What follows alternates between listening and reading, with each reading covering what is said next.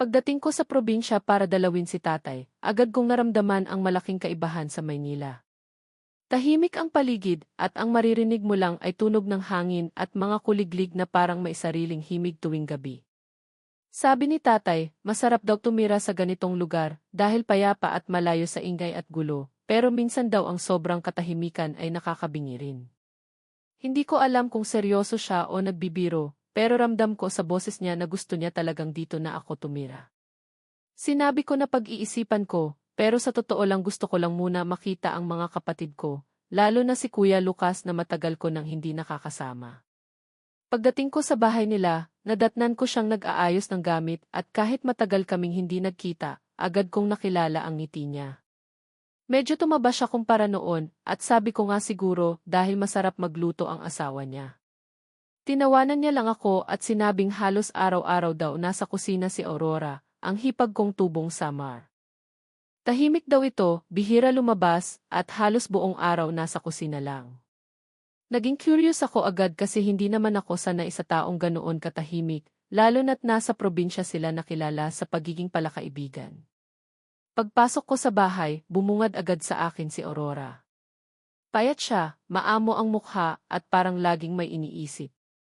Hindi ko alam kung nahihiya lang siya o may pinagdaraanan, pero halata sa kilos niya ang bigat na hindi niya masabi. Sinubukan kong kausapin para mabawasan ang ilangan, at nakangiti naman siyang sumagot pero hindi umaabot ang ngiti niya sa mata. Habang nagluluto siya, naramdaman kong parang iyon ang tanging lugar kung saan siya komportable, ang kusina. Parang doon siya humihinga ng malaya kahit sandali. Habang nakatayo ako roon, naamoy ko ang niluluto niya. Napakalakas ng amoy, matapang pero nakakaakit. Nang tanungin ko kung anong sangkap ang nilalagay niya, bigla siyang parang nataranta. Umiti siya ng pilit at sinabing simpleng putahe lang naman iyon at malalaman ko rin mamaya. Pero ang pag-iwas niya sa tanong ko ay nag-iwan ng kakaibang pakiramdam sa akin. Para bang may tinatago siyang ayaw niyang malaman ko. Dumating si tatay at agad niyang binati ang luto ni Aurora, parang paborito na niya iyon at halos tuwing may espesyal na okasyon ay hinahanap niya. Si Kuya Lucas naman todo puri rin sa amoy pa lang.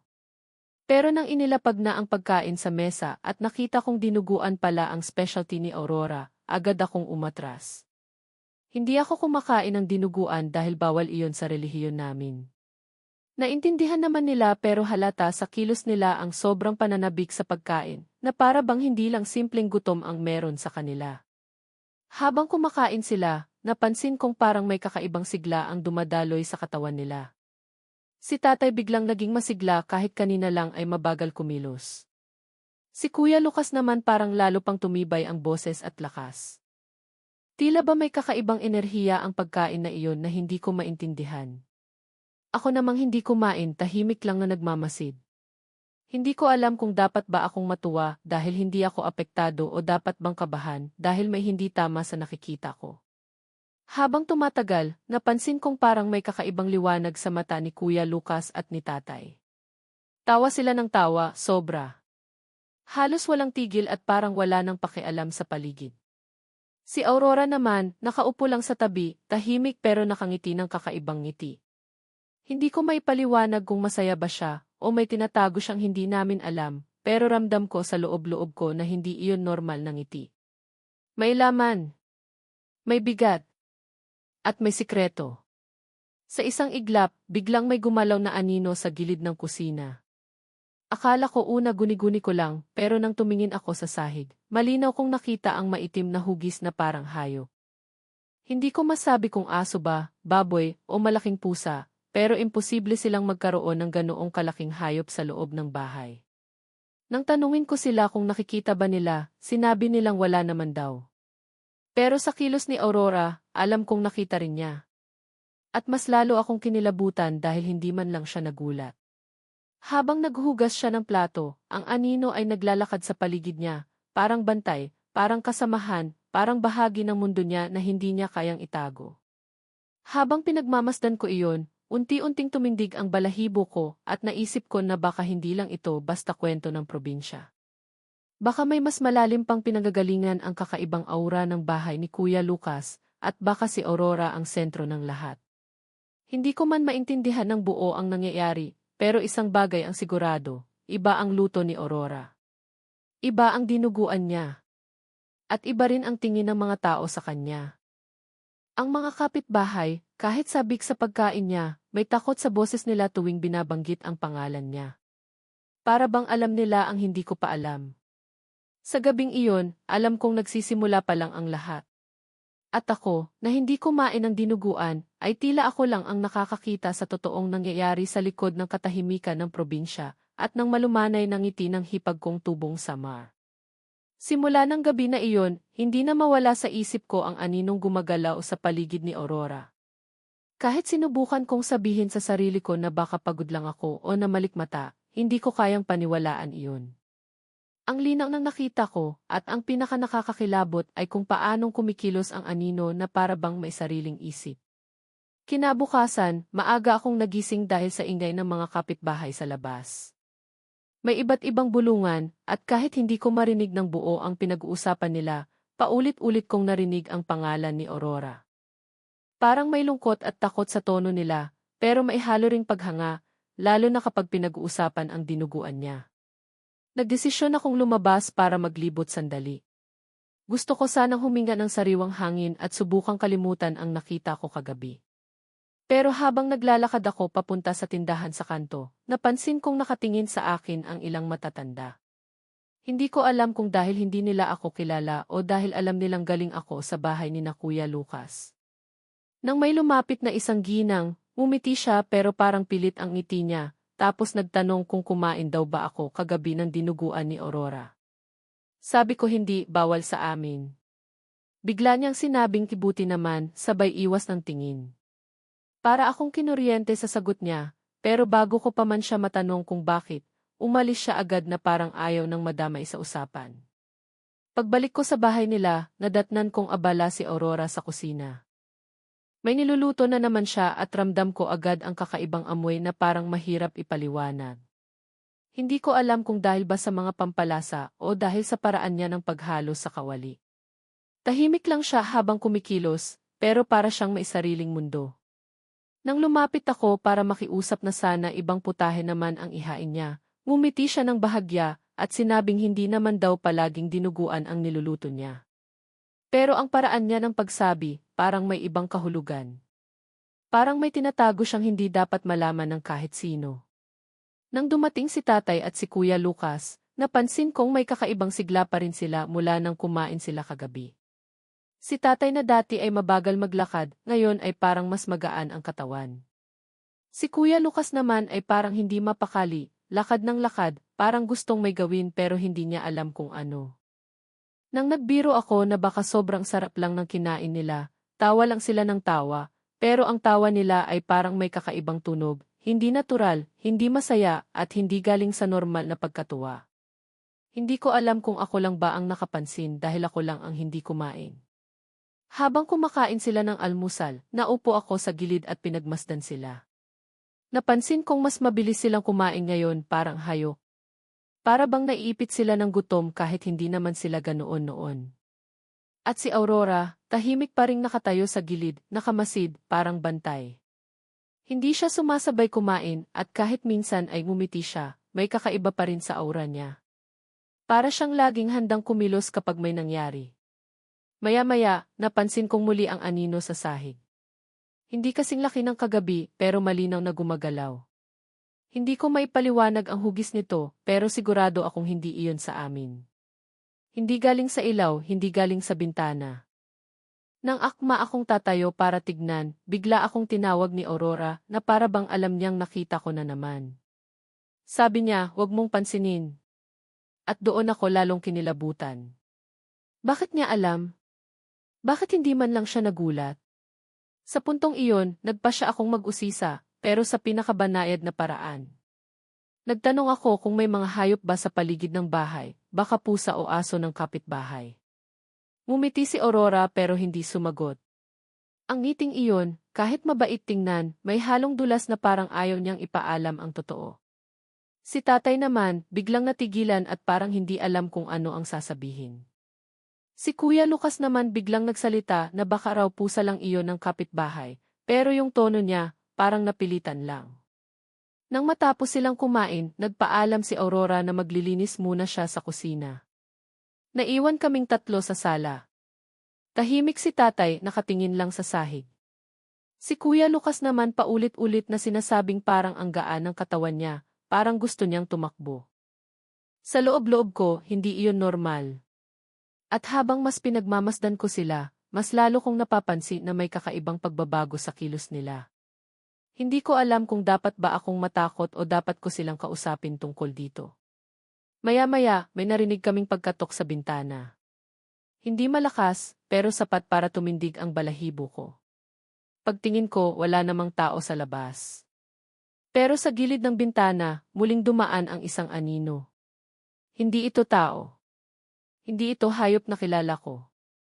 At nang lumingon ako kay Aurora, nakita kong nakatitig siya sa parehong direksyon na parang alam niya kung anong uri ng nilalang iyon. Hindi siya natakot. Ni hindi man lang nagulat. Parang karaniwan lang sa kanya ang ganoong pangyayari. At doon nagsimulang sumikip ang dibdib ko. Kung ano man ang nangyayari sa bahay na ito, baka mas malaki pa kaysa sa iniisip ko. Baka hindi lang ito tungkol sa dinuguan. Baka hindi lang ito tungkol sa kakaibang kilos ng pamilya ko. Baka may nilalang na mas matagal nang nakapalibot sa kanila, at baka si Aurora ang tanging nakakakita o nakakakilala dito. Kinagabihan, habang nasa kwarto ako, hindi ako mapakali. Iniisip ko pa rin ang anino, ang kabaitan pero misteryosong galaw ni Aurora, at ang kakaibang pagbabago sa kilos ni na Kuya Lucas at tatay. Hindi ko alam kung dapat ko bang kausapin si Aurora tungkol dito o dapat ba akong lumayo. Pero isang bagay ang malinaw, ako lang ang hindi kumain ng niluluto niya. Ako lang ang nanatiling normal. Ako lang ang nakakakita sa mga kakaibang gumagalaw sa paligid. At dahil doon, mukhang ako rin ang nag-iisang hindi pa nadadawit sa misteryong unti-unting bumabalot sa bahay ng pamilya ko. Pagkatapos ng gabing halos hindi ako nakatulog, nagpasya akong bumangon ng mas maaga kaysa sa iba. Tahimik pa ang buong bahay at tanging hampas ng hangin sa mga dahon ang maririnig. Hindi ko alam kung bakit pero pakiramdam ko kailangan kong malaman kung ano talaga ang nangyayari kay Aurora at sa bahay na ito. Parang may humihila sa akin papunta sa kusina, at nang buksan ko ang ilaw, nakita kong maayos ang lahat, parang wala namang kakaibang naganap kagabi. Pero may isang bagay na agad kong napansin, may maliit na papel sa ibabaw ng mesa, parang nalaglag mula sa isang libro o lumang kahon.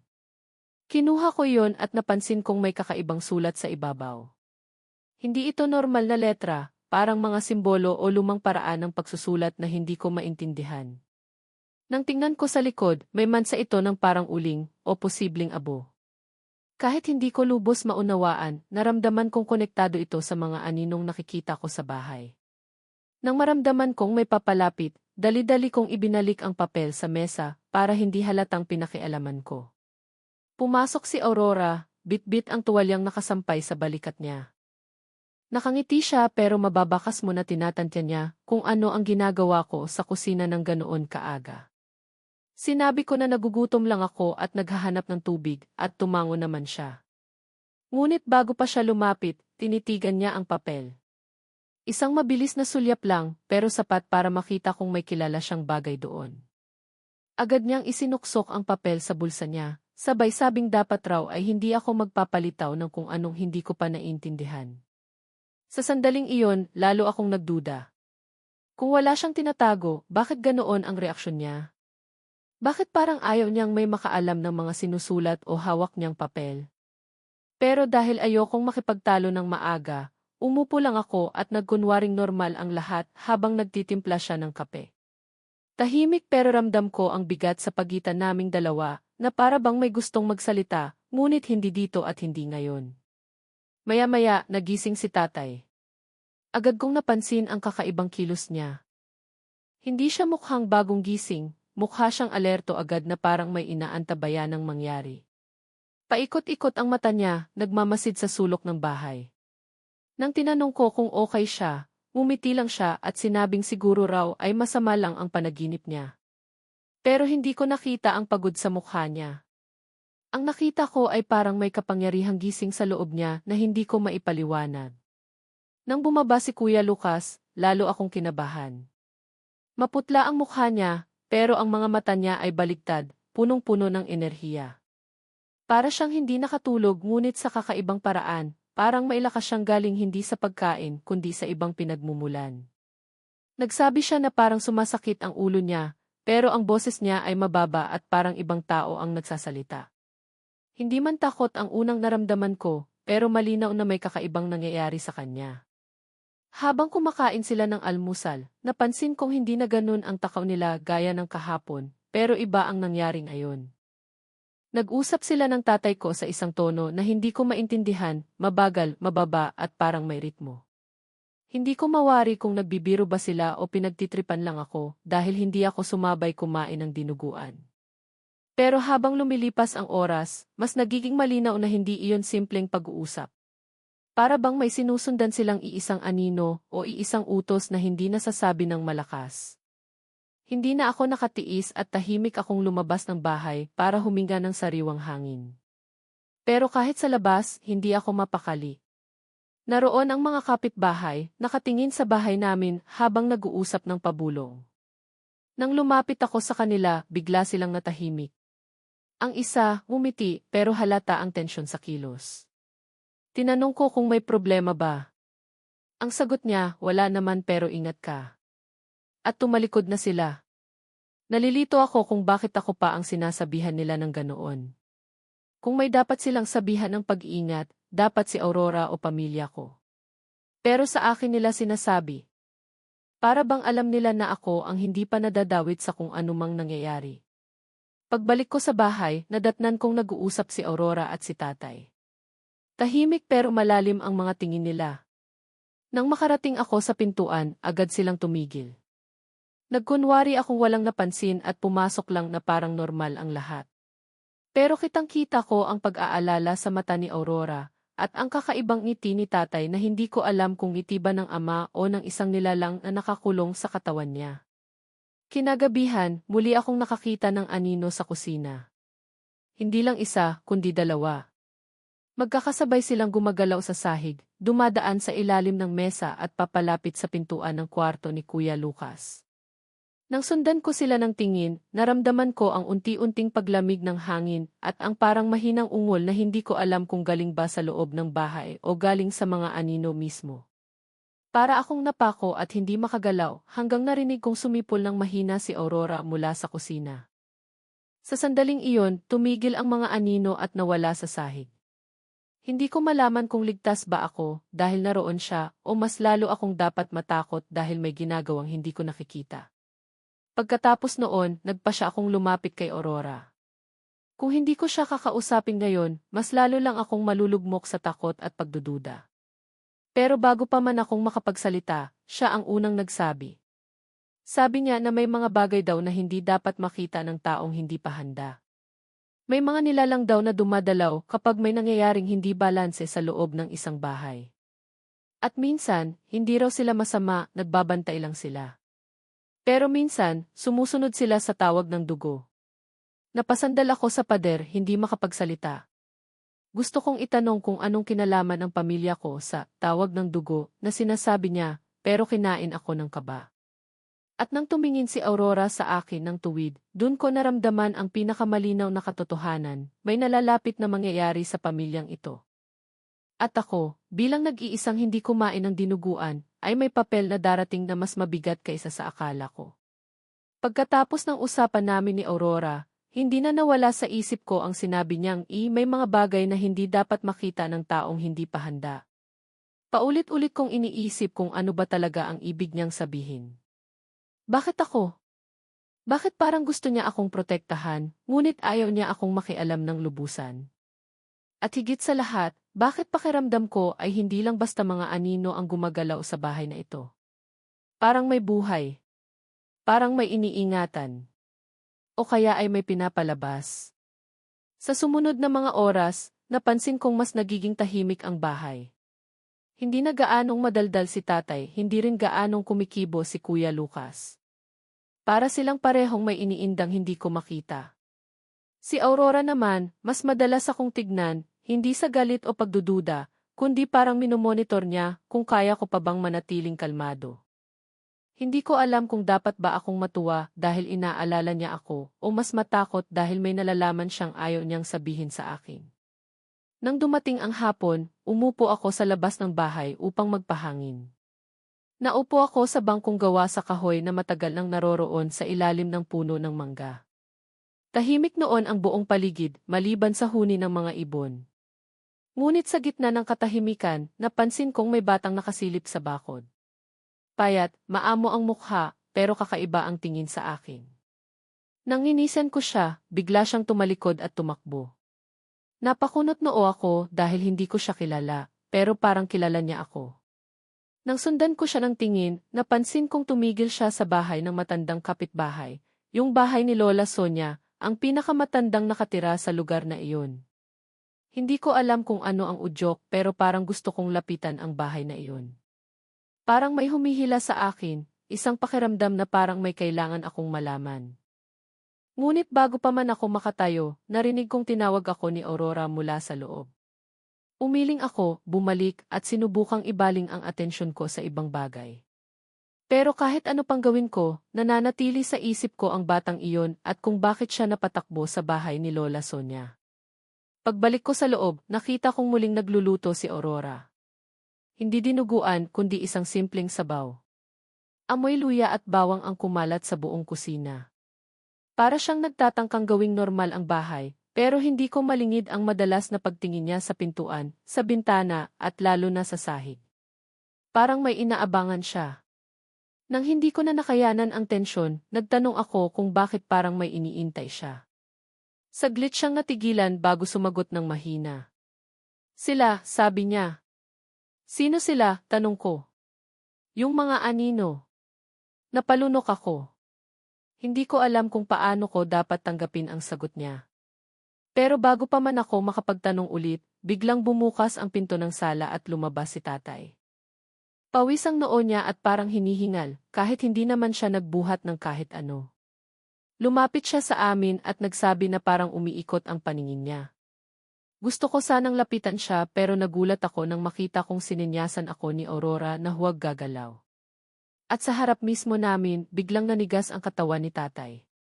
Ang mga mata niya, parang humigpit ang titig at bumalik ang dating enerhiya na nakita ko nang kumain siya ng dinuguan. Pero hindi na iyon mukhang sigla, mukha na itong hindi kanya. Ang paraan ng paghinga niya ay malalim at mabigat.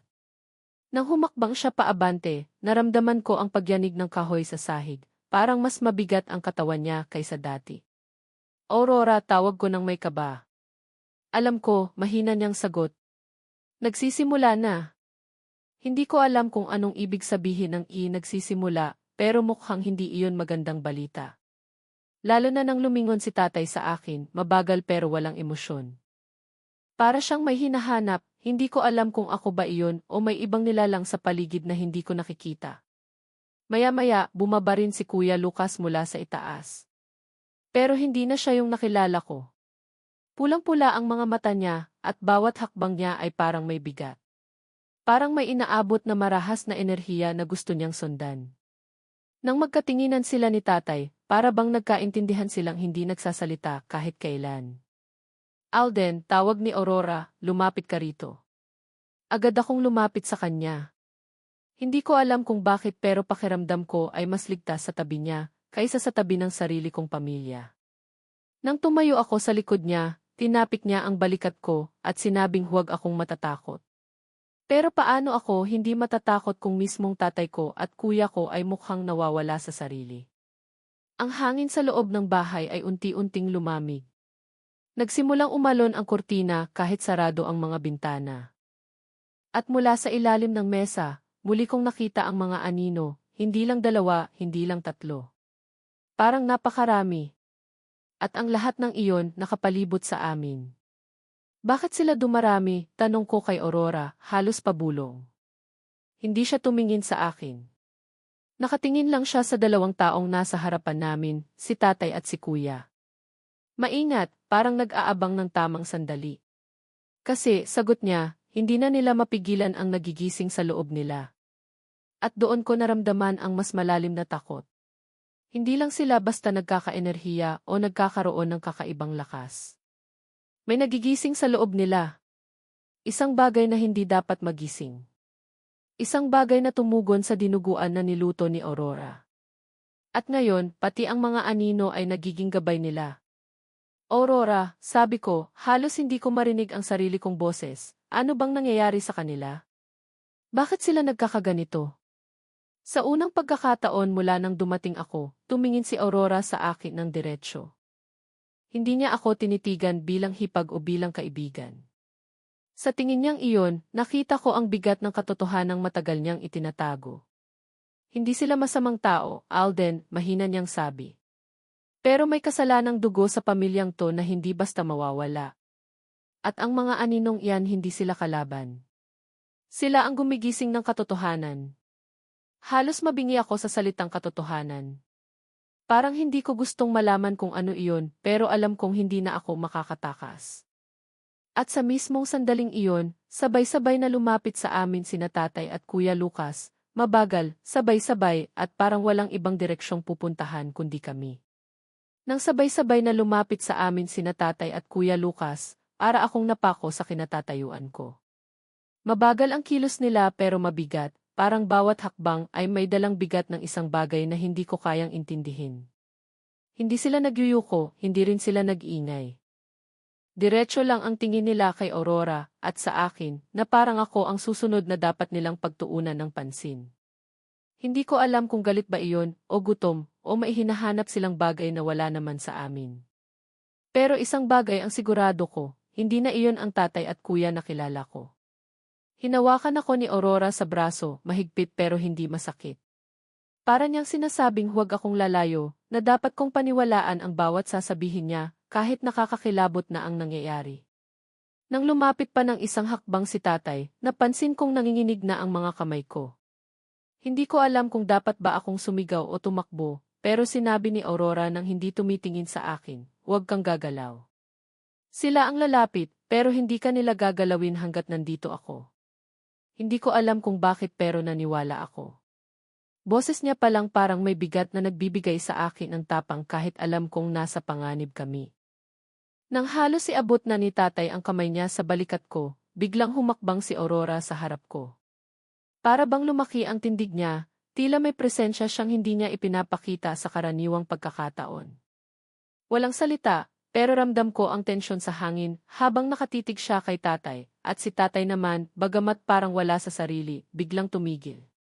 Ang mga anino sa sahig ay nagsimulang gumalaw muli, paikot-ikot sa paligid namin.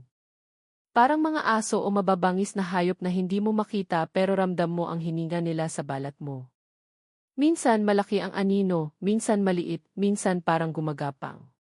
Ngunit kahit ganoon, hindi sila lumalapit kay Aurora. Para bang may pader sa pagitan nila na hindi nila kayang daanan. Hindi sila galit sa'yo, sabi ni Aurora, nang hindi inaalis ang tingin kay tatay. Pero may hinahanap sila. Kasi may nagigising na sa loob nila. Ang dugo ng nakaraan. Nang marinig ko iyon para akong nilamig. Hindi ko alam kung literal ba ang sinasabi niya o may kinukubli siyang mas malalim. Pero hindi ko mapigilan ang tanong na pumapasok sa isip ko, anong dugo? Mula saan? At bakit ang pamilya ko? Maya-maya, parang unti-unting lumuwag ang mga balikat ni tatay. Hindi na ganoon kabigat ang hakbang niya. Para siyang napagod ng hindi nagagalaw. Bumalik ang kaunting ulirat sa mata niya, at sa unang pagkakataon, parang nakita niya kami ng malinaw.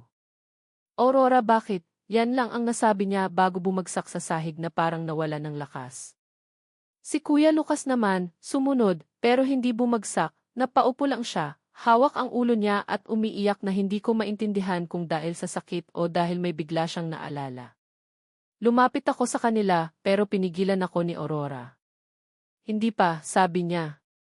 Hindi sila stable. Kailangan muna nilang humupa. Nagpumiglas ako sandali dahil gusto kong tulungan si tatay. Hindi ko kayang makita siyang ganoon, ang dating malakas naming haligi ay biglang parang napabagsak ng sarili niyang katawan.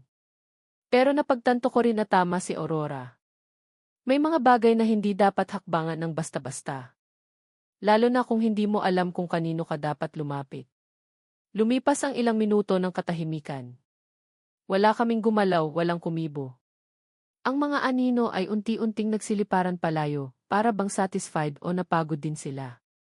At nang tuluyang mawala ang huni sa paligid, saka lang muling nagsalita si Aurora. Hindi nila kayang kontrolin iyon, sabi niya. Ang nangyayari sa kanila matagal nang hindi na ipapaliwanag. Pero ang pinakaugat nito, nasa dugo ng pamilya ninyo. Hindi ko alam kung dapat ba akong magalit o matakot sa sinabi niya. Pero ang tanong na matagal kong pinipigilan ay napalabas ko rin, anong meron sa dugo namin, Aurora? Bakit parang kami ang pinapuntirya ng mga anino? Bakit parang alam nila lahat ng kasalanan o sikreto ng pamilya namin? Huminga siya ng malalim, parang matagal niya nang gustong sabihin iyon pero paulit-ulit niyang kinukulong sa sarili para huwag pabiglain ang katotohanan. Sa wakas, nagsalita siya, mahina pero malinaw. Hindi kayo ang pinupuntirya nila, Alden, sila ang humihingi ng hustisya. Parang sumabog ang pangalan ng nanay ko sa utak ko. Parang bigla kong naramdaman ang koneksyon ng lahat. Ang pagkamahinahon ni nanay noon. Ang kalungkutan sa mata niya na hindi niya makwento. Ang pagkawala niya na hindi ko maintindihan. Lahat iyon may kinalaman sa kasalanan ng pamilyang pinanggalingan ko. Dahan-dahang dinugtungan ni Aurora ang kwento. Hindi lahat ng detalye dahil hindi pa raw ito ang tamang oras, pero sapat para malaman kung hindi ako basta nawawala sa gitna ng isang misteryo, kasama ako rito. Ang mga anino, paliwanag niya, hindi sila laging masama. Minsan, sila ang natitirang alaala ng mga pangyayaring pilit tinatago ng mga buhay. At kapag may tumatawag na dugo, sumusunod sila. Hindi para manakit, kundi para magpakita ng katotohanan. Habang nagsasalita siya, napatingin ako kay Tatay at Kuya Lucas na pareho pa ring nakalugmok. Hindi sila halimaw, pero malinaw na hindi na rin sila yung dati. Para silang ginising ng anino ng nakaraan na pilit nilang tinatago. Pilit nilang kinalimutan. At ngayong nakalabas ito, hindi na nila alam kung paano babalik sa pagiging sila. Aurora, mahina kong sabi, ano ang kailangan nating gawin para sila bumalik? Humarap siya sa akin, at sa unang pagkakataon, nakita kong takot din siya. Hindi dahil hindi niya alam ang mangyayari, kundi dahil alam niya. At hindi magandang katotohanan iyon. Hindi na sila babalik sa dati, Alden, sagot niya. Pero pwede pa silang mabawi. Paano? Tumingin siya sa akin na parang sinusukat ang tapang ko. Kailangan mong malaman ang buong kwento. Hindi galing sa akin kundi galing sa pinagmulan ng lahat. Nanlamig ako. At bago pa man ako makapagtanong, may kumatok sa pinto. Isang mabagal, malalim at hindi taong katok. Nang marinig namin ang katok na iyon, sabay-sabay kaming napalingon sa pinto. Isang beses lang kumatok, pero sapat na para magpatayo ng balahibo ko mula ulo hanggang talampakan. Hindi iyon normal na katok, hindi magaan, hindi mabilis, hindi rin parang galing sa kapitbahay. Mabagal, malalim at may bigat na parang bawat hampas ay dumadaan sa buong bahay. Para bang puwersang naghihintay ng sagot, hindi nagmamadali, pero alam mong darating ang sandaling hindi ka na pwedeng hindi sumagot. Naramdaman kong humigpit ang hawak ni Aurora sa braso ko. Hindi siya nagulat, pero halata sa mga mata niya na hindi niya gusto ang pagdating ng nilalang o tao o kung sino man ang nasa labas. Si Tatay, na nakahandusay kanina, biglang kumilos ng bahagya, parang may nararamdaman siyang presensya. Si Kuya Lucas naman, hawak pa rin ang ulo niya, pero napatingin siya sa direksyon ng pinto na parang naaalala niya ang isang masakit na alaala. Alden, mahina pero mariin ang sabi ni Aurora, huwag kang lalapit sa pinto. Hindi ko kailangan sabihan ng dalawang ulit. Nanginig ang tuhod ko, at ang buong katawan ko ay para bang ayaw ko nang gumalaw kahit isang hakbang. Pero ang tanong sa isip ko ay mas malakas kaysa sa takot ko, sino ang kumakatok? At bakit parang kilala nila ang bahay na ito? Muling kumatok, ngayon ay 2 beses. Mas mabagal, mas mabigat. Hindi na ito basta paghahanap ng tao. Parang isang paalala na naroon sila at hindi sila aalis hanggat hindi sila napagbigyan. Aurora, sino yan? Tanong ko, halos paos. Hindi agad siya sumagot. Nakatingin lang siya sa pinto, tahimik, parang nakikipag-usap sa isip niya sa isang nilalang na hindi ko nakikita. Sa wakas, nagsalita siya. Hindi sila basta tao. Isa sila sa mga nakakakita ng anino at nakakakita rin ng kasalanan. Mas lalo akong kinabahan. Ang salitang kasalanan ay agad na nagtulak sa isip ko pabalik sa kwento tungkol kay nanay, sa mga lihim ng pamilya ko, sa pighating hindi niya nasabi hanggang sa huli. Parang lahat ng sugat na iyon ay nagbukas muli sa isipan ko. Muling bumukas ang bibig ni Aurora, mas mahina pero mas malinaw. Alden, kailangan mo silang harapin. Hindi sila aalis hanggat hindi ka lumalapit. Para akong binuhusan ng malamig na tubig. Ako? Bakit ako? Halos hindi ko maibuka ang bibig ko. Dahil ikaw ang hindi pa hinihipo ng sumpa, sagot niya. Ikaw lang ang kayang makinig sa kanila nang hindi nasisira ang isip. Tumingin ako sa dalawang nakahandusay na kamag-anak ko at doon ko naunawaan. Ako lang ang hindi kumain ng dinuguan. Ako lang ang hindi nadadawit sa enerhiya na kumokontrol sa kanila. Ako lang ang hindi ginagalaw ng mga anino. Isa pa ulit ang katok. Ngunit ngayon, hindi na parang naghihintay. Parang nag-aanyaya. Walang sabi-sabi, unti-unting bumangon si tatay. Hindi niya ako tinitingnan, nakatingin lang siya sa pinto, hawak ang dibdib niya na parang hinihingal. Ang paghinga niya ay mabilis, at ang titig niya ay puno ng pagkasuklam at takot. Si Kuya Lucas, bagamat nakaupo pa rin, ay nagbubulong ng hindi ko maintindihan, parang nagdarasal o nagmamakaawa sa kung sinumang nasa labas. Narinig ko ang sariling puso ko. Malakas, mabilis, parang gusto nang tumakbo palabas sa dibdib ko. Ngunit nagtatalo ang takot at ang responsibilidad sa isip ko. Kung hindi ako lalapit, baka mas lumala ang nangyayari sa loob ng bahay. Kung lalapit ako, maaaring hindi na ako makabalik. Lumapit si Aurora sa akin, maingat, parang alam niyang naghihintay ako ng isang dahilan para gawin ang tama. Hinawakan niya ang balikat ko at nagsabi, kung papasukin mo sila, dapat mong tanggapin na hindi lahat ng sasabihin nila ay magaan. Pero ito ang tanging paraan para malaman mo ang buong katotohanan. Mabigat ang pakiramdam ko, pero may kakaibang tapang na sumulpot sa dibdib ko. Hindi ko alam kung dahil kasama ko si Aurora, o dahil naramdaman kong hindi ko kayang mabuhay nang hindi nalalaman ang buong kwento tungkol sa nanay ko, sa pamilya ko, at sa sumpang nakapaligid sa bahay na ito. Huminga ako ng malalim. Lumakad ako papunta sa pinto. Sa bawat hakbang, parang may humihila sa akin paatras. Pero mas malakas ang boses ni nanay sa isip ko, na para bang sinasabing, Alden, anak, huwag kang matakot sa katotohanan. Mas matakot ka sa kasinungalingang matagal mo nang sinasamahan. Pagdating ko sa pinto, tumigil ako. Hindi ko agad binuksan. Naramdaman kong nasa likod ko si Aurora. Hindi ako kinakalabit, hindi rin ako hinihila, nandoon lang siya bilang gabay na hindi nagsasalita. Ang mga anino sa sahig ay nagsimulang gumapang papalapit sa akin, pero hindi nila ako hinahawakan. Parang nag-aabang sila sa tamang sandali. Hinawakan ko ang seradura. Handa ka? Tanong ni Aurora. Hindi, sagot ko. Pero gagawin ko pa rin. Dahan-dahan kong pinihit ang seradura, at pagbungo pa lang ng hangin mula sa labas, naramdaman kong may kakaibang presensyang nakatayo roon. Hindi ko muna binuksan ng malaki, isang maliit na awang lang, sapat para makita ko kung sino o ano ang naroon. At doon ko siya nakita. Isang matandang babae, nakayuko ng bahagya, ngunit nakatingin sa akin gamit ang matatalim na mata. Hindi ako sigurado kung nakita ko na siya dati, pero parang kilala ko ang presensya niya. Hindi siya mukhang ordinaryong tao, pero hindi rin siya mukhang halimaw. Ang aura niya ay mabigat, parang ang buong paligid ay sumusunod sa galaw niya.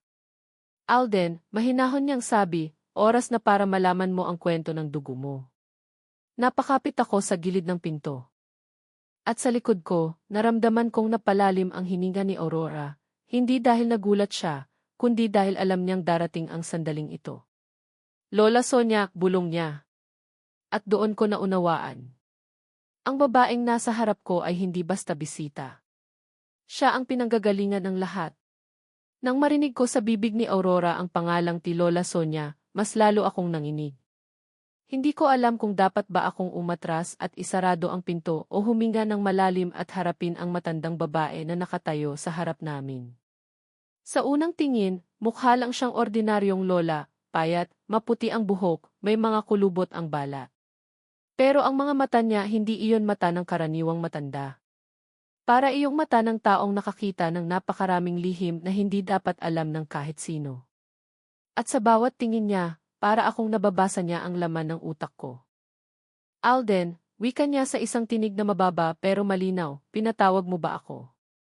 Napalingon ako kay Aurora, at doon ko lang nakita na kahit gaano siya katapang buong panahon, may bahagyang pag-alinlangan sa mata niya. Hindi takot pero paggalang. Parang kahit siya, may pag-iingat sa presensya ng matandang babae. Hindi po namin kayo tinatawag, sagot ko, kahit nanginginig ang boses ko. Pero marahil kailangan ko kayong marinig. Ngumiti si Lola Sonia, isang ngiting hindi ko alam kung dapat ko bang ipagpasalamat o ikatakot.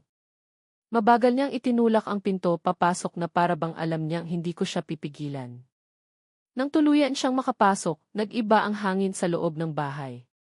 Parang mas kumapal, parang may bigat na dumagdag.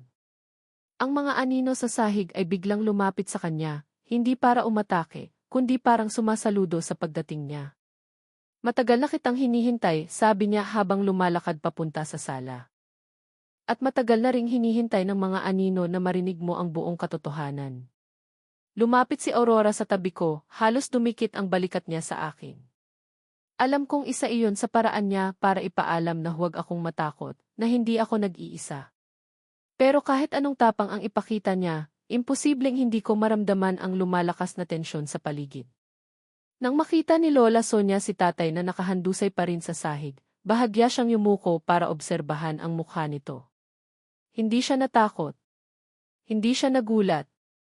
Para bang alam niyang mangyayari ito. Pagkatapos ay lumuhod siya sa harap ni Kuya Lucas, na noon ay nakatitig sa kanya ng malalim, parang may naaalala mula sa mga nakaraan. Ang dugo ng pamilya ninyo, bulong ni Lola Sonia, matagal nang sumisigaw. Matagal nang humihingi ng bayad. Parang tinusok ang dibdib ko sa sinabi niya. Hindi ko alam kung paano ko sasabihin, pero sa loob-loob ko, naramdaman kong may mabibigat na kasalanang kaakibat ng apelyido namin. Matagal ko nang nararamdaman ang pagkukunwari ni nanay, ang sakit sa mata niya, ang tahimik niyang buntong hininga tuwing may kakatok sa bahay noon sa Maynila. Ngayon ko lang naiintindihan, baka matagal na niyang alam ang misteryong ito. Lola, mahina kong sabi, ano bang ginawa ng pamilya ko? Bakit sila nagkakaganito? Bakit ako? Bakit kami? Umangat ang tingin niya sa akin at diretso siyang naglakad papalapit. Isang hakbang kada segundo, pero parang bawat hakbang ay may baong kwento ng mga taong nauna sa akin. Nang nasa harapan ko na siya, marahan niyang hinawakan ang magkabilang pisngi ko. Hindi ako nakagalaw. Hindi takot ang naramdaman ko, kundi parang isang paghila sa mga alaala ng dugo ko na hindi ko pa nakikita. Ipapakita ko sa'yo, sabi niya. Hindi para masaktan ka, kundi para maintindihan mo kung bakit ikaw ang kailangang humarap dito. Naramdaman kong parang lumabo ang paligid. Hindi ako nawalan ng malay, pero parang lumayo ang isip ko sa katawan ko. Parang sinadya ni Lola Sonia na dalhin ako sa isang mundo na hindi ko nakikita pero konektado sa katotohanan. Sa isang iglap, nasa gitna ako ng isang lumang baryo. Ang mga bahay ay yari sa kahoy, at ang mga tao ay nakatingin sa akin na parang hindi ako buhay. Nakikita ko ang mga bata naghahabulan. Naroon ang matatanda nagkukumpulan. Ngunit sa gitna ng lahat, may isang pamilyang kilala ko. Ang pamilya namin. Nakita ko si tatay noong binata pa siya. Si mga tito ko, mga kapatid ni tatay. Lahat sila, mas bata, mas malakas, mas magaspang ang ugali. May isang babaeng nakatayo malapit sa puno, halos kaedad ni Aurora. Maputla pero maganda, may lungkot pero may tapang sa mga mata. At nang makita ko kung paano siya tinitignan ng mga lalaking iyon, doon sumakit ang puso ko. Aurora, bulong ko. Hindi siya lumingon dahil alam kong hindi niya ako maririnig sa alaala. Pero nakita ko ang tingin ng isa sa mga kapatid ni tatay, isang tingin na puno ng pagnanasa at sama. Ang sumunod na pangyayari ay ayokong makita pero hindi ko maiwasan. Parang pilit na pinapakita sa akin ng alaala ang kababuyan ng nakaraan. Narinig ko ang sigaw ng babae. Ang pagmamakaawa niya. Ang pag-iyak niya. Ang galit niya. At doon ko naintindihan ang bigat ng galit na matagal nang hinawa ni Aurora. Humigpit ang hawak ni Lola Sonia sa balikat ko at bigla akong bumalik sa kasalukuyan. Nanginginig ang kamay ko. Hindi ko alam kung dapat ba akong umiyak, sumigaw o tumakbo. Pero isang bagay ang malinaw, tama na po, bulong ko kay Lola. Alam ko na. Tumingin si Aurora sa akin, hindi na siya galit, hindi na rin siya malamig. Ang tingin niya ay pag-unawa. Parang hinihintay niya akong makita ang katotohanan nang hindi niya kailangang magsalita. Alden, sabi ni Lola Sonia, hindi mo kasalanan ang nakaraan. Pero ikaw ang magtatapos ng sumpa. Nanigas ako. Ako po. Pero paano? Huminga siya ng malalim. Dahil ikaw ang nag-iisang anak na hindi nabahira ng kasalanan ng mga nauna. Ikaw ang may malinis na puso. At kaya kang sundin ng mga anino. Unti-unting lumitaw ang mga anino sa paligid. Marami sila ngayon, mas malinaw, mas buo ang hugis. Parang may katawan na. Parang hinihintay nila ako. Kung ano ang gagawin ko, tanong ko, halos walang boses. Ngumiti si Lola Sonia, pero hindi iyon ngiting nakakatakot. Kailangan mong piliin, sagot niya. Ililigtas mo ba sila o hahayaan mong tapusin ng mga anino ang kasalanang hindi na napagtubos? Hindi ako nakasagot. Dahil paano mo pipiliin kung sino ang ililigtas kung sila rin ang sumira ng buhay ng iba? At bago ako makapagsalita, biglang gumalaw si tatay. Tumayo siya. At sa titig niya, wala ni isang bakas ng pagiging ama. Nang biglang tumayo si tatay, parang huminto ang oras. Nakatingin siya diretso sa amin, pero hindi iyon tingin ng isang ama. Hindi iyon tingin ng taong kumikilala pa ng pamilya. Ang mga mata niya ay parang dalawang hukay, malalim, malamig, at puno ng isang bagay na hindi ko maipaliwanag. Hindi galit, hindi lungkot. Parang wala nang natitirang tao sa loob niya. Parang ang natitira na lang ay ang tinatawag ni Lola Sonia na dugo ng nakaraan. Lumapit si Kuya Lucas sa kanya, nanginginig pero nagtatangkang hawakan ang balikat niya. Ngunit nang magtagpo ang mga mata nila, unti-unting umatras si Kuya Lucas, halos matumba sa takot. Hindi yan si tatay, bulong niya, halos hindi marinig. Hindi yan siya, napatingin ako kay Aurora. Hindi siya natakot, pero nakita ko sa mukha niya ang matinding awa. Hindi para sa sarili niya, kundi para kay tatay at para kay Lucas. Parang alam niyang matagal nang dapat nangyari ang gabing ito, pero hindi niya inaasahan na sa harap ko mismo mangyayari ang pinakamasakit na bahagi. Lumapit si Lola Sonia sa unahan, walang bakas ng pangamba. Ruben, tawag niya sa pangalan ni tatay, oras na para harapin mo ang ginawa ng dugo mo. Parang kumurap si tatay. Isang maliit na paggalaw, pero sa loob ng isang segundo, nakita ko ang lumang mukha niya, ang ama kong nagbubuhat ng mga kahon noon, ang ama kong nagtatawanan kami habang nagkukwentuhan sa may ilaw ng lampara. Pero nawala rin agad iyon, nilamon muli ng kadilimang sumakop sa katawan niya. Nang gumalaw siya, diretsong nakatingin sa akin. Ako ang nilapitan niya. Iyon ang sandaling halos mapaatras ako, pero naalala ko ang sinabi ni Lola Sonia, ikaw ang hindi pa nadadawit. Ikaw lang ang may kayang pumigil. Humarap si Aurora sa akin. Alden, sabi niya, kapag lumapit siya sa'yo, huwag kang tatakbo. Huwag kang iwas. Ikaw ang hangganan niya. Hindi ko alam kung saan ko kinuha ang lakas, pero tumayo ako ng tuwid. Kahit nanginginig ang binti ko, pilit kong pinigil ang sarili ko para hindi umatras.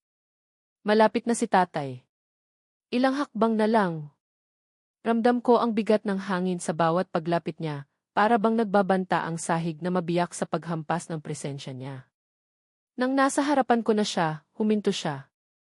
Nakatingin siya sa mukha ko, pero alam kong hindi niya ako nakikita bilang anak.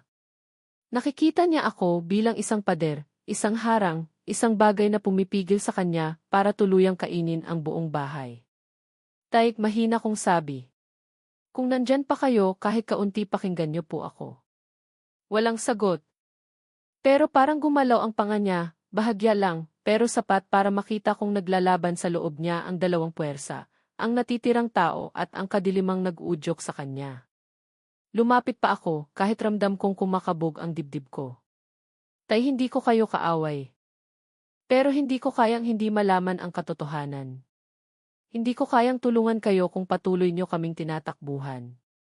Sa hindi ko inaasahan, may luhang tumulo mula sa mata ni tatay. Isang patak. Isang patunay. May bahagi pa siyang lumalaban. Nang makita iyon ni Lola Sonia, tumango siya. Alden, sabi niya, ilapat mo ang kamay mo sa dibdib niya. Nanay, halos hindi ko matapos dahil sa takot. Pero paano kung hindi ka niya sasaktan, sabi ni Aurora, dahil hindi ikaw ang tinatakot niyang makita. Ang tunay niyang kinatatakutan ay ang sarili niya. Dahan-dahan kong inilagay ang kamay ko sa dibdib ni tatay. Ramdam ko ang bilis ng tibok ng puso niya, pero para itong tibok ng dalawang magkakaibang nilalang. May bahagi siyang parang umiiyak, may bahagi siyang parang nagngangalit. Alden, bulong niya. Isang salita. Isang pirasong tinig ng dating tatay ko. Dahil doon, halos mapaiyak ako, pero hindi pa tapos ang laban. Biglang lumitaw ang mga anino, bumalot sa paligid namin. Hindi sila umatak, naghintay sila. Hindi sila galit, nagbibigay sila ng puwersa para matapos ang dapat matapos. Hawak mo siya, sabi ni Lola Sonia. Ngayon, ikaw ang magpapasya. Paano po, tanong ko. Tanggapin mo ang sakit o ibalik mo sa kanila ang sakit na inilagay nila sa mundo. Tumulo ang luha ko. Sa isang banda, gusto kong gumanti para kay nanay, para kay Aurora, para sa lahat ng sinirang buhay ng nakaraan. Pero sa kabilang banda anak pa rin ako. At kahit anong galit ang nararamdaman ko, hindi ko kayang itulak ang sarili kong maging halimaw. Huminga ako ng malalim. Tay, sabi ko, maaaring hindi ko kayang burahin ang mga ginawa nyo, pero kaya ko kayong patawarin kung ako ang huling taong dapat gumawa nyon. Nagliwanag ang paligid. Hindi liwanag ng ilaw o araw. Liwanag na parang galing sa loob ng katawan namin. Nang binitawan ko ang dibdib niya, bumagsak si tatay, pero hindi dahil sinaniban o nawalan ng malay. Bumagsak siya bilang tao. Bilang ama. Bilang taong matagal nang gustong makawala sa sumpa ng dugong puno ng kasalanan. Nang humina ang hangin, nang mawala ang mga anino, nang tumahimik ang paligid. Niyakap ako ni tatay.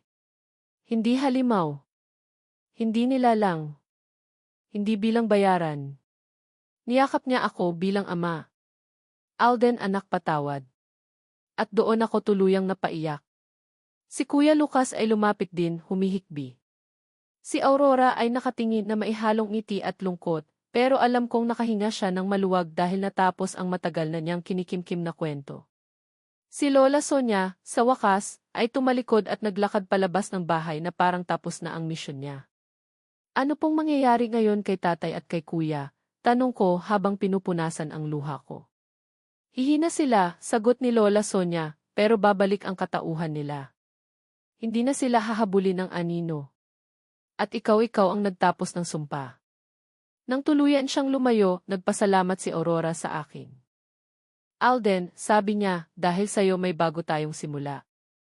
At sa gabing iyon, sa unang pagkakataon mula nang dumating ako, nakatulog ako ng may katahimikan sa puso ko. Wala nang anino. Wala nang sigaw. Wala nang bangungot. Ang naiwan na lang, pamilya. At pag-asa.